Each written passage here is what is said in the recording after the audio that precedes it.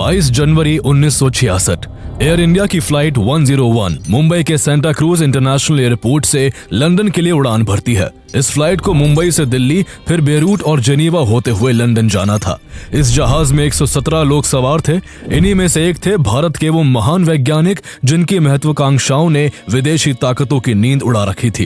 Cambridge से पढ़ाई करने के बाद कॉस्मिक रेज और थ्योरेटिकल फिजिक्स पर काम करने वाले इस जीनियस फिजिसिस्ट ने न सिर्फ रिसर्च पेपर्स लिखे बल्कि भारत का एटॉमिक फ्यूचर भी डिजाइन किया। 1945 में उन्होंने Tata institute of fundamental research TIFR की नींव रखी। 1948 में एटॉमिक एनर्जी कमीशन बनाई और इसी विजन ने भारत के 3 स्टेज न्यूक्लियर पावर प्रोग्राम को जन्म दिया, जो आज भी इंडिया की न्यूक्लियर पॉलिसी की बैकबोन है। ये महान वैज्ञानिक कोई और नहीं बल्कि father of the Indian nuclear programme कहे जाने वाले डॉक्टर होमी जहांगीर भाभा थे, जिनका सपना भारत को न्यूक्लियर सुपर पावर बनाने का था। उन्होंने न केवल भारत में न्यूक्लियर प्रोग्राम की नींव रखी बल्कि जब चाइना ने 1962 में हिंदी चीनी भाई भाई की आड़ में भारत पर हमला करके भारत के 38,000 स्क्वायर किलोमीटर एरिया पर कब्जा कर लिया और 1964 में अपना पहला न्यूक्लियर टेस्ट कर लिया, तो भाभा ने साफ शब्दों में कहा कि अगर सरकार इजाजत दे तो मैं केवल 18 महीनों के अंदर देश को न्यूक्लियर बॉम्ब बनाकर दे सकता हूं। लेकिन किस्मत को शायद कुछ और ही मंजूर था। जब डॉक्टर भाभा जेनीवा के रास्ते वियना में एटॉमिक एनर्जी कॉन्फ्रेंस अटेंड करने जा रहे थे, तभी बीच सफर में 24 जनवरी 1966 को एयर इंडिया की फ्लाइट 101 एल्प्स की पहाड़ियों में क्रैश हो गई। इस हादसे में डॉक्टर होमी भाभा समेत सभी 117 यात्रियों की मौत हो गई। इसे महज एक दुर्घटना बताया गया, लेकिन गौर करने वाली बात यह है कि सिर्फ 13 दिन पहले ही प्रधानमंत्री लाल बहादुर शास्त्री की भी रहस्यमयी परिस्थितियों में मौत हुई थी और अब भारत के न्यूक्लियर प्रोग्राम की रीढ़ माने जाने वाले होमी भाभा की जिंदगी भी अचानक खत्म हो गई थी। यही से सवालों की एक लंबी कतार शुरू हो गई। क्या ये वाकई एक एक्सीडेंट था या फिर भारत की न्यूक्लियर एम्बिशंस को रोकने के लिए कोई बड़ी साजिश रची गई थी? आइए जानते हैं डॉक्टर होमी जहांगीर भाभा की जिंदगी की पूरी कहानी। उनकी मौत से जुड़ी वो कौन सी कॉन्स्पिरेसी थ्योरीज है जिनकी आंच अमेरिका और फ्रांस तक जा पहुंची। Homi J. Bhabha was the father of India's nuclear program. He dreamt of creating a nuclear bomb for India. Incidentally, Homi Jahangir Bhabha, the father of India's atomic energy program, was on the ill-fated aircraft which crashed in January 1966. Homi Bhabha की मौत साजिश थी या हादसा?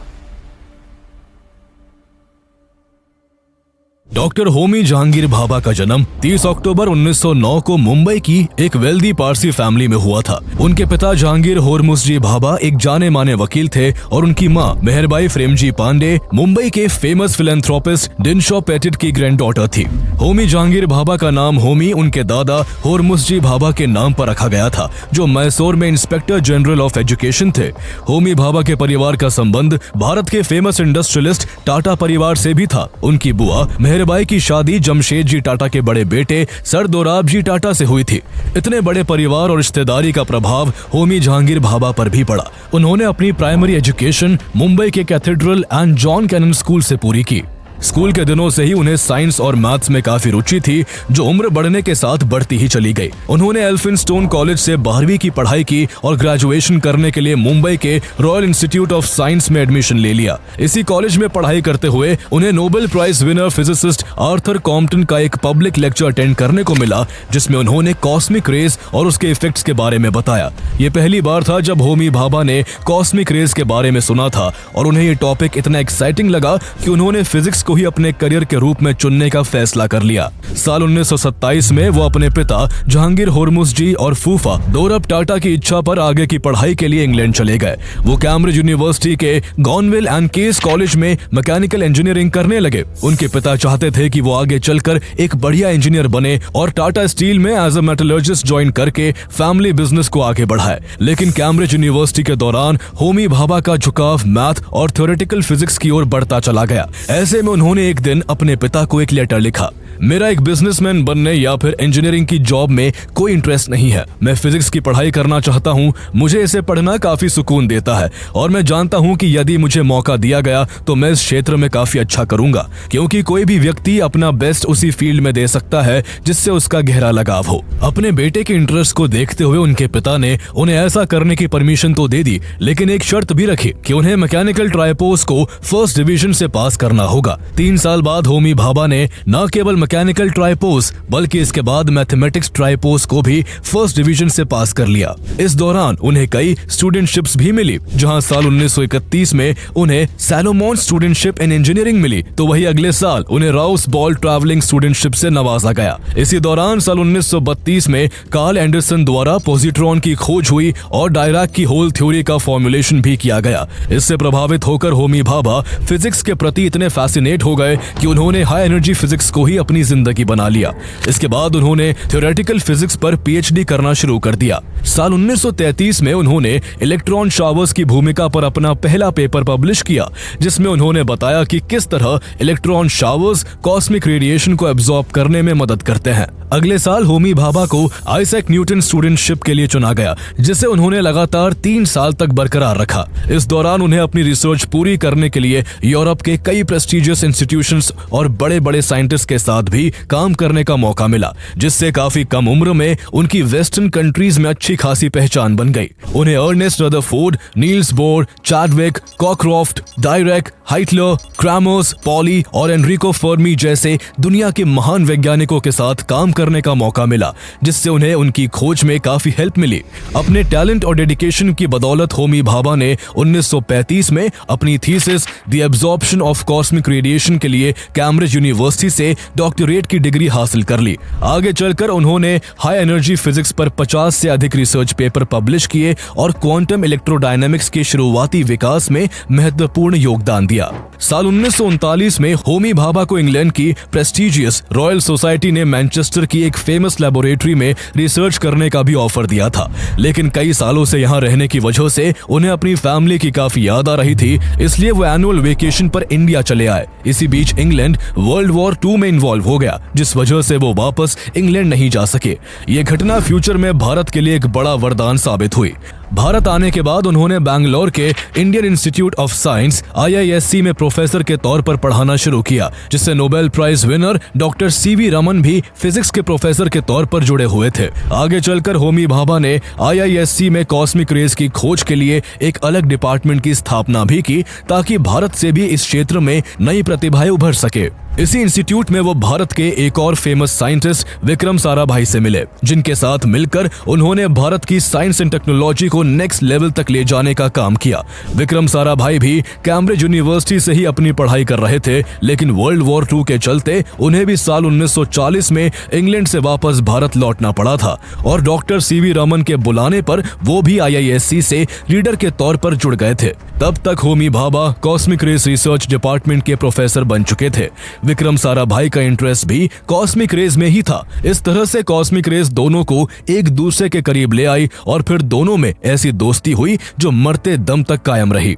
कहा जाता है कि साल 1941 में होमी भाभा कैलटेक यूनिवर्सिटी जाकर काम करने की सोच रहे थे, क्योंकि उन्हें fellow of the royal society के रूप में चुन लिया गया था। लेकिन साराभाई ही वो शख्स थे जिनकी वजह से उन्होंने विदेश जाने का अपना फैसला बदल लिया था। होमी भाभा के योगदान को देखते हुए साल 1942 में उन्हें मैथमेटिक्स फील्ड के प्रेस्टिजियस अवार्ड्स में से एक एडम्स प्राइज देकर सम्मानित किया गया और इसे पाने वाले वो पहले इंडियन थे। CV रमन होमी भाभा के टैलेंट के इतने कायल थे कि उन्होंने इंडियन एकेडमी ऑफ साइंस की एक एनुअल मीटिंग के दौरान उनकी तुलना लियोनार्डो डा विंची से की थी, क्योंकि होमी भाभा की साइंस के साथ साथ संगीत में गहरी रुचि थी। चाहे वो भारतीय संगीत हो या वेस्टर्न क्लासिकल म्यूजिक, उन्हें सब पसंद आता था। किस पेंटिंग को कहां टांगा जाए और कैसे टांगा जाए, फर्नीचर कैसा बनना है, हर चीज के बारे में वो बहुत गहराई से सोचते थे। होमी भाभा ने साल 1945 तक IISc में अपनी सेवाएं दी। IISc में टीचिंग करने के दौरान ही उन्होंने अपने दोस्त और फेमस इंडस्ट्रियलिस्ट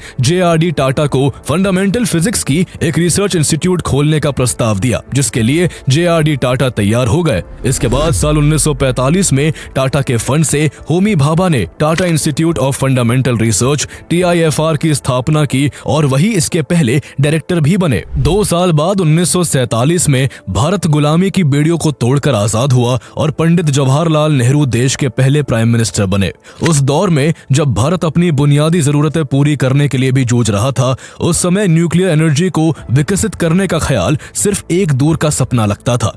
उस दौरान सोवियत यूनियन और अमेरिका के बीच सुप्रीमेसी को लेकर कोल्ड वॉर जारी था। उनके पक्ष में दुनिया 2 गुटों में बंट गई, लेकिन भारत ने नॉन अलाइनमेंट की नीति अपनाई। इतना ही नहीं, जवाहरलाल नेहरू हर ग्लोबल प्लेटफॉर्म से न्यूक्लियर वेपन्स को रोकने की बात करते थे। ऐसे में न्यूक्लियर डेवलपमेंट की बात उनके विचारों से बिल्कुल मेल नहीं खाती थी। मगर होमी भाभा दूरदर्शी थे। वो जानते थे कि आने वाले समय में भारत की सुरक्षा और विकास के लिए न्यूक्लियर पावर जरूरी होगी। इसलिए उन्होंने 1948 में जवाहरलाल नेहरू को एक लेटर लिखकर सुझाव दिया कि न्यूक्लियर रिसर्च के लिए एक डेडिकेटेड इंस्टीट्यूट बनाना चाहिए। उन्होंने अपने विजन से किसी तरह प्रधानमंत्री को इसके लिए राजी कर लिया। इसके बाद अक्टूबर 1948 में एटॉमिक एनर्जी कमीशन AEC की स्थापना की गई, जिसके पहले अध्यक्ष होमी जहांगीर भाभा बनाए गए। ये इसलिए भी संभव हो सका क्योंकि होमी भाभा जवाहरलाल नेहरू के काफी करीब थे। होमी भाभा पंडित नेहरू को अपने हर लेटर में माय डियर भाई कहकर संबोधित करते थे। उनकी इस नजदीकी का जिक्र खुद इंदिरा गांधी ने संसद में अपने एक भाषण के दौरान किया था। उन्होंने बताया कि भाभा अक्सर देर रात उनके पिता जवाहरलाल नेहरू को फोन करते थे और दोनों घंटों तक बातें करते थे। जवाहरलाल नेहरू चाहे कितने भी व्यस्त क्यों ना हो, भाभा से बातचीत के लिए हमेशा समय निकाल ही लेते थे। होमी भाभा ने ट्रॉम्बे में एटॉमिक रिसर्च सेंटर को एस्टैब्लिश करने में भी अहम भूमिका निभाई। उन्होंने भारत की लॉन्ग टर्म एनर्जी नीड्स और देश में थोरियम के 5 लाख टन से भी ज्यादा की अवेलेबिलिटी को ध्यान में रखते हुए देश को एनर्जी प्रोडक्शन में सेल्फ रिलायंस बनाने के लिए थोरियम बेस्ड न्यूक्लियर प्रोग्राम का एक विजनरी आइडिया दिया।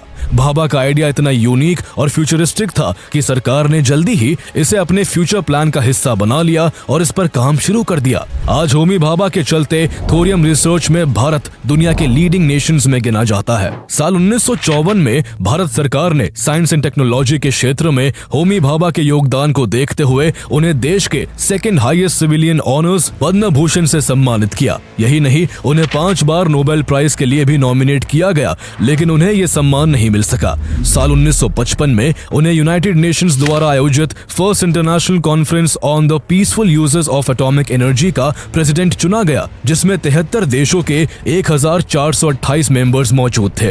इस कॉन्फ्रेंस के 2 साल बाद ही international atomic energy agency IAEA को एस्टैब्लिश किया गया, जिसमें होमी भाभा का भी योगदान था। उन्हीं दिनों भारत में एक न्यूक्लियर रिएक्टर की डेवलपमेंट की बातें भी चल रही थी, जिसे ट्रॉम्बे के एटॉमिक रिसर्च सेंटर में ही एस्टैब्लिश किया जाना था। लेकिन दिक्कत यह थी कि न्यूक्लियर रिएक्टर के लिए एनरिच यूरेनियम की जरूरत थी और उस समय भारत के पास यूरेनियम एनरिच करने की टेक्नोलॉजी नहीं थी। ऐसे में डॉक्टर होमी भाभा ने कैम्ब्रिज में साथ पढ़े अपने एक दोस्त जॉन कॉकक्रॉफ्ट की मदद ली, जो उस समय यूके एटॉमिक एनर्जी अथॉरिटी से जुड़े हुए थे। इसके बाद यूके एटॉमिक एनर्जी अथॉरिटी और इंडिया के डिपार्टमेंट ऑफ एटॉमिक एनर्जी के बीच एक एग्रीमेंट हुआ और ब्रिटेन ने भारत को एनरिच यूरेनियम सप्लाई करना शुरू कर दिया।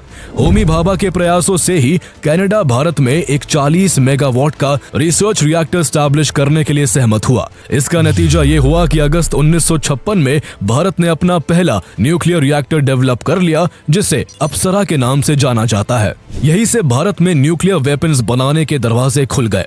मगर फिर भी भारत उस समय न्यूक्लियर वेपन नहीं बनाना चाहता था और पीसफुल न्यूक्लियर एनर्जी पर ही फोकस कर रहा था। लेकिन इसी बीच साल 1962 में जब चाइना ने भारत पर हमला करके भारत को युद्ध में हरा दिया और अक्साई चीन समेत भारत के 38,000 स्क्वायर किलोमीटर एरिया पर अपना कब्जा कर लिया, तो भारत को अपनी कमजोरियों का जल्द ही एहसास हो गया। अक्टूबर 1964 में चीन ने न्यूक्लियर बॉम्ब का भी टेस्ट कर लिया, जिसने भारत की सुरक्षा को और भी बड़े खतरे में डाल दिया। ये 2 ऐसे इंसिडेंट्स थे जिन्होंने भारत को जल्द से जल्द न्यूक्लियर पावर बनने की दिशा में सोचने को मजबूर कर दिया था। डॉक्टर होमी भाभा खुद को रोक नहीं सके और उन्होंने इसके कुछ दिन बाद ऑल इंडिया रेडियो पर कहा, 50 एटम बॉम्ब बनाने में 10 करोड़ और 2 मेगाटन के इतने ही एटम बॉम्ब बनाने में 15 करोड़ का खर्चा होगा और ये खर्च एक देश के तौर पर काफी मामूली है। इसलिए हमारी सरकार अगर इजाजत दे तो मैं केवल 18 महीने के अंदर देश को एटम बॉम्ब तैयार करके दे दूंगा। उस समय तक जवाहरलाल नेहरू की मौत हो चुकी थी और लाल बहादुर शास्त्री नए प्रधानमंत्री बन चुके थे, जिनका शुरुआत में न्यूक्लियर डेवलपमेंट के प्रति नजरिया ज्यादा पॉजिटिव नहीं था। उनको वो सब समझने में दिक्कत हो रही थी जो भाभा उन्हें समझाना चाह रहे थे। लेकिन भाभा ने जल्दी ही लाल बहादुर शास्त्री को परमाणु शक्ति के शांतिपूर्ण इस्तेमाल के लिए मना लिया और इसी के चलते अप्रैल 1965 में भारत में nuclear explosion for peaceful purposes नाम से एक न्यूक्लियर इनिशिएटिव शुरू हुआ। इसे आगे बढ़ाने के लिए न्यूक्लियर फिजिसिस्ट राजा रमन्ना के नेतृत्व में वैज्ञानिकों की एक डेडिकेटेड टीम बनाई गई। इसी बीच अगस्त 1965 में पाकिस्तान ने भारत पर हमला कर दिया। उस समय भारत जियोपॉलिटिकली काफी कमजोर मोड़ पर था। एक तरफ पाकिस्तान के सर पर अमेरिका का हाथ था जो उसे भर भर के एडवांस वेपन्स, एयरक्राफ्ट्स और टैंक्स दे रहा था, और दूसरी ओर पाकिस्तान को यह भी लग रहा था कि 1962 की जंग में चीन से हारने के बाद भारत इतना कमजोर हो गया है कि वो भारत से कश्मीर छीन लेगा। हालांकि उसकी ये गलतफहमी जल्दी ही दूर हो गई और उसे सितंबर 1965 में अपनी नाकामी के साथ युद्ध विराम के लिए राजी होना पड़ा। लेकिन इस युद्ध ने प्रधानमंत्री लाल बहादुर शास्त्री को न्यूक्लियर वेपन्स की आवश्यकता का गहरा एहसास करा दिया था। इसी वजह से दिसंबर 1965 में उन्होंने खुद होमी भाभा से शांतिपूर्ण उद्देश्यों के लिए परमाणु विस्फोट के काम को तेज करने के लिए कहा जाता है कि लाल बहादुर शास्त्री ने होमी भाभा को अपने कैबिनेट में शामिल होने का प्रस्ताव भी दिया था, लेकिन भाभा ने किसी राजनीतिक पद को स्वीकार करने के बजाय एक वैज्ञानिक के रूप में ही देश की सेवा करने को सही समझा।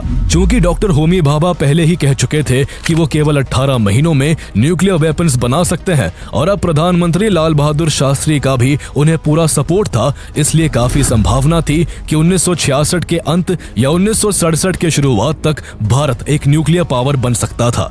लेकिन जब भारत इस दिशा में तेजी से आगे बढ़ रहा था, उसी बीच पाकिस्तान से शांति वार्ता करने ताशकंद गए प्राइम मिनिस्टर लाल बहादुर शास्त्री की 11 जनवरी 1966 को रहस्यमयी परिस्थितियों में मौत हो जाती है। प्रधानमंत्री की मौत के केवल 13 दिन बाद फिर से कुछ ऐसा होता है जो भारत के न्यूक्लियर प्रोग्राम को बैकफुट पर ढकेल देता है। जनवरी 1966 के लास्ट वीक में ऑस्ट्रिया की राजधानी वियना में scientific advisory committee of the international atomic energy agency की एक कॉन्फ्रेंस होने वाली थी और इसे इंडिया के रिप्रेजेंटेटिव के तौर पर होमी भाभा भी अटेंड करने वाले थे। उन दिनों बॉम्बे से वियना की कोई सीधी फ्लाइट नहीं होती थी और ऐसे में स्विट्जरलैंड के जेनीवा में फ्लाइट बदल कर वियना जाना पड़ता था। होमी भाभा 22 जनवरी 1966 को एयर इंडिया की फ्लाइट 101 यानी कंचनजंगा में सवार होते हैं, जिसे मुंबई से बेरूट और जेनीवा होते हुए लंदन जाना था। होमी भाभा इस प्लेन से जेनीवा में ही उतरकर दूसरी फ्लाइट लेकर वियना पहुंचने वाले थे, लेकिन 24 जनवरी की सुबह 7:02 पर जैसे ही ये प्लेन फ्रांस के हवाई क्षेत्र में एल्प्स की पहाड़ियों में पहुंचा, अचानक वहां की ऊंची चोटियों के मॉन्ट ब्लैंक से टकराकर क्रैश हो गया। इसमें सवार सभी 117 यात्री मारे गए, जिनमें डॉक्टर होमी भाभा का नाम भी शामिल था। केवल 56 साल की उम्र में होमी भाभा की मौत की खबर ने पूरे भारत को गहरे सदमे में डाल दिया। क्योंकि दुर्घटना फ्रांस के हवाई क्षेत्र में हुई थी, इसलिए इस विमान हादसे की जांच का जिम्मा भी फ्रांस की सरकार ने उठाया। एक रेस्क्यू टीम बनाकर जल्दी ही दुर्घटना स्थल की ओर रवाना किया गया, लेकिन रेस्क्यू टीम को वहां से ना तो प्लेन का कोई मलबा मिला, ना ब्लैक बॉक्स मिल सका और ना ही वो किसी भी पैसेंजर की डेड बॉडी खोज सके। उनके मुताबिक उनके वहां पहुंचने तक प्लेन का मलबा पूरी तरह से ग्लेशियर में समा चुका था। जल्दी ही फ्रांस ने खराब मौसम का हवाला देकर इस ऑपरेशन को भी रोक दिया। ताज्जुब की बात यह थी कि ये क्रैश एग्जैक्ट उसी जगह पर हुआ था जहां नवंबर 1950 में एयर इंडिया का एक और विमान मालाबार प्रिंसेस क्रैश हुआ था और दोनों ही विमानों का मलबा और उस पर सवार लोगों को खोजा नहीं जा सका। फ्रांस की सरकार ने इस प्लेन क्रैश की जांच की एक रिपोर्ट तैयार की, जिसमें कहा गया कि इस प्लेन के VOR में खराबी के चलते ये हादसा हुआ। दरअसल VOR द्वारा भेजे गए सिग्नल से ही कोई पायलट अपनी करंट पोजीशन, डायरेक्शन और हाइट का अंदाजा लगाता है। अथॉरिटीज के मुताबिक उस दिन हादसे के केवल 2 मिनट पहले पायलट ने कंट्रोल रूम को बताया था कि प्लेन 19,000 फीट की ऊंचाई पर ट्रैवल कर रहा है, जो एल्प्स की सबसे ऊंची चोटी से करीब 3,000 फीट ऊपर था। ऐसे में कंट्रोल रूम ने प्लेन की पोजीशन को क्लियर कर पायलट से प्लेन की पोजीशन चेंज करने को कहा। फ्रांस के जांच अधिकारियों के मुताबिक यही पायलट ने एक गलती कर दी। पायलट पायलट को लगा कि उसने यहाँ की सबसे ऊंची चोटी को क्रॉस कर लिया है, लेकिन असलियत में प्लेन अब भी एल्प्स की पहाड़ियों में ही था। इसी कंफ्यूजन में पायलट ने प्लेन को नीचे उतारने की कोशिश की, जिससे प्लेन पहाड़ियों से टकराकर क्रैश हो गया। लेकिन लोगों को यह बात हजम नहीं हो पा रही थी कि आखिर जो प्लेन एल्प्स की पहाड़ियों की सबसे ऊंची चोटी से 3000 फीट की ऊंचाई पर उड़ान भर रहा था, वो आखिर केवल 2 मिनट बाद पहाड़ी से कैसे टकरा गया। इसलिए जल्दी ही इस प्लेन क्रैश के पीछे किसी गहरी साजिश की आशंका जताई जाने लगी। प्रधानमंत्री लाल बहादुर शास्त्री की मौत के केवल 13 दिन बाद ये प्लेन क्रैश हुआ था, जिसमें डॉक्टर होमी भाभा की भी मौत हुई। किसी को भी ये सिर्फ एक संयोग नहीं लग रहा था। प्राइम मिनिस्टर लाल बहादुर शास्त्री की मौत के पीछे भी किसी बड़ी साजिश के होने की बात उभर कर आ रही थी। केवल 1 महीने पहले ही लाल बहादुर शास्त्री ने होमी भाभा को न्यूक्लियर बॉम्ब के डेवलपमेंट में तेजी लाने को कहा था, और ऐसे में केवल 13 दिनों के भीतर ही दोनों की मौत ने संदेह को और गहरा दिया था। क्या कोई ऐसी विदेशी ताकत थी जो भारत को न्यूक्लियर पावर नहीं बनने देना चाहती थी? इस बीच फ्रांस पब्लिक ब्रॉडकास्टर यानी ORTF के एडिटर फिलिप रियाल भी कंचनजंगा क्रैश को लेकर अपनी गवर्नमेंट की बात पर यकीन नहीं कर पा रहे थे। उन्हें बार बार यही लगता कि उनकी गवर्नमेंट इस एक्सीडेंट से जुड़ा कोई बड़ा सच छुपा रही है। यही बेचैनी उन्हें चैन से बैठने नहीं दे रही थी। आखिरकार उन्होंने रिस्क उठाते हुए अपने कैमरा क्रू को इटालियन साइट से मॉन्ट ब्लांक की ओर इन्वेस्टिगेशन के लिए भेजा। इसके बाद 1843 मैगजीन में इस इन्वेस्टिगेशन से जुड़ी एक रिपोर्ट पब्लिश की गई, जिसमें बताया गया कि फिलिप रियाल की टीम को वहां प्लेन का एक टुकड़ा मिला था जिस पर 1 जून 1960 लिखा था। लेकिन हैरान करने वाली बात यह थी कि कंचनजंगा साल 1961 में सर्विस में आया था। इसके अलावा उन्हें वहां पीले रंग के प्लेन का सामने के हिस्से का एक टुकड़ा भी मिला, और वो भी क्रैश हुए कंचनजंगा के कलर से मेल नहीं खाता था।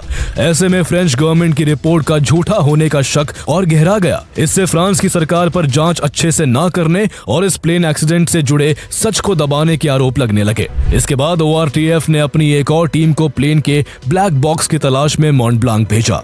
लेकिन जैसे ही इसकी खबर फ्रांस के इंटीरियर मिनिस्टर तक पहुंची, उन्होंने तुरंत ORTF के हेड को फोन करके आदेश दिया कि उनकी टीम तुरंत मॉन्ट ब्लांक से वापस लौट आए। सरकार के दबाव के बाद टीम को नीचे आना पड़ा, लेकिन जैसे ही जांच टीम पहाड़ से नीचे उतरी, उसके एक मेंबर ने चुप्पी तोड़ दी। उसने खुलकर कहा कि एयर इंडिया की फ्लाइट पहाड़ी से नहीं बल्कि एक दूसरे विमान से टकराने के बाद क्रैश हुई थी। उसके हिसाब से ये दूसरा विमान वही था जिसका मलबा उनको वहां मिला था। इस बयान ने सबको हिला रख दिया। संदेह तब और बढ़ गया जब उनकी खोज में मिली चीजों को फ्रांस सरकार ने तुरंत अपने कब्जे में ले लिया और किसी को भी इसकी जानकारी नहीं दी।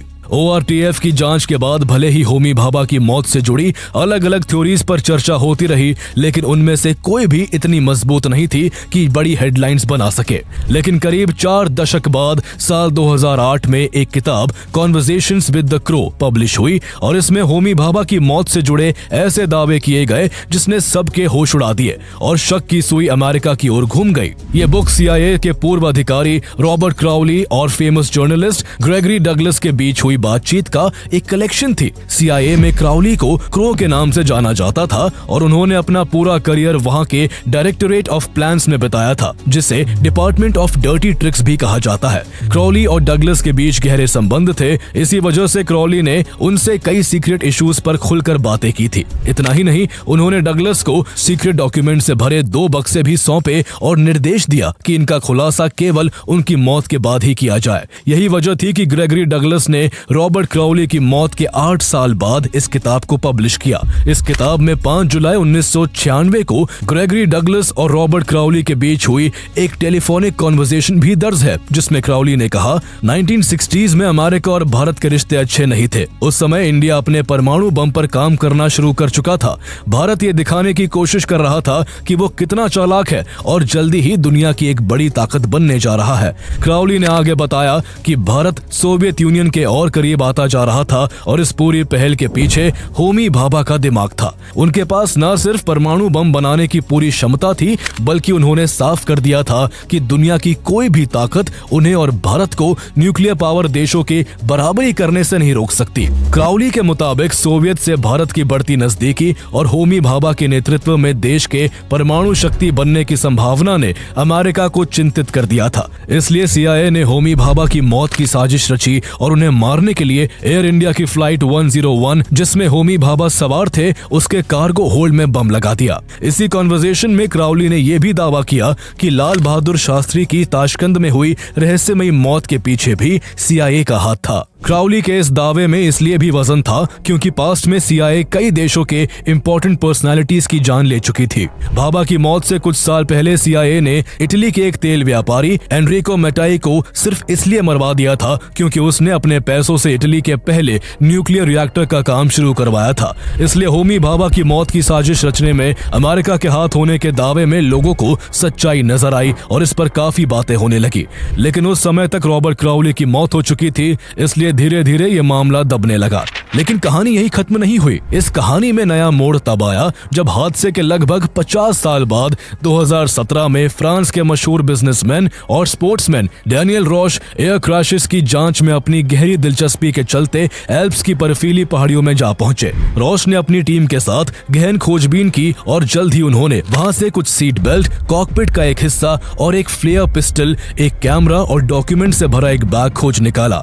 उन्होंने जब खोजबीन का दायरा बढ़ाया तो उन्हें दुर्घटना स्थल के 25 किलोमीटर के दायरे में कुछ मलबे के साथ साथ कंचनजंगा का इंजन भी मिल गया। डैनियल रॉश के मुताबिक कंचनजंगा किसी दूसरे विमान से टकराने की वजह से क्रैश हुआ था, जो RTF के एडिटर फिलिप रियल की थ्योरी से मैच करती थी। इस दौरान रॉश ने फ्रांस के अधिकारियों पर उनकी जांच को बार बार रोकने का आरोप भी लगाया था। भले ही होमी भाभा की मौत से जुड़ी अलग अलग थ्योरीज दी जाती रही है, लेकिन उनकी डेथ एक ऐसा अनसुलझा राज है जो आज भी लोगों के मन में रह रहकर कई तरह के सवाल पैदा करता है। होमी भाभा की मौत के बाद भारत सरकार ने एटॉमिक रिसर्च सेंटर का नाम बदलकर उनके सम्मान में Bhabha atomic research centre BARC कर दिया। उनके बाद एटॉमिक एनर्जी कमीशन के अध्यक्ष पद को उनके सबसे करीबी दोस्त और महान वैज्ञानिक विक्रम साराभाई ने संभाला और देश के दो और प्रतिष्ठित न्यूक्लियर साइंटिस्ट राजा रमन्ना और होमी सेठना के साथ मिलकर भारत के परमाणु कार्यक्रम को आगे बढ़ाया। इसका नतीजा ये हुआ कि भारत 18 मई 1974 को राजस्थान के पोखरण में ऑपरेशन स्माइलिंग बुद्धा के तहत न्यूक्लियर टेस्ट करने में सफल रहा और इस तरह से होमी भाभा का वो सपना भी साकार हुआ जिसका वादा उन्होंने 1964 में किया था। आज भाभा के फ्यूचरिस्टिक विजन की वजह से Bharat nuclear energy and nuclear weapons के मामले में बेहद मजबूत स्थिति में है। अगर उन्होंने आजादी के तुरंत बाद प्राइम मिनिस्टर जवाहरलाल नेहरू को इसकी जरूरत के बारे में नहीं बताया होता तो शायद आज भी हम न्यूक्लियर फील्ड में स्ट्रगल कर रहे होते। आज भारत के पास 180 न्यूक्लियर वेपन्स मौजूद है जो भारत की सुरक्षा को न केवल मजबूत बनाते हैं बल्कि दुश्मनों को भारत की तरफ आंख उठाने से पहले 100 बार सोचने पर मजबूर भी करते हैं।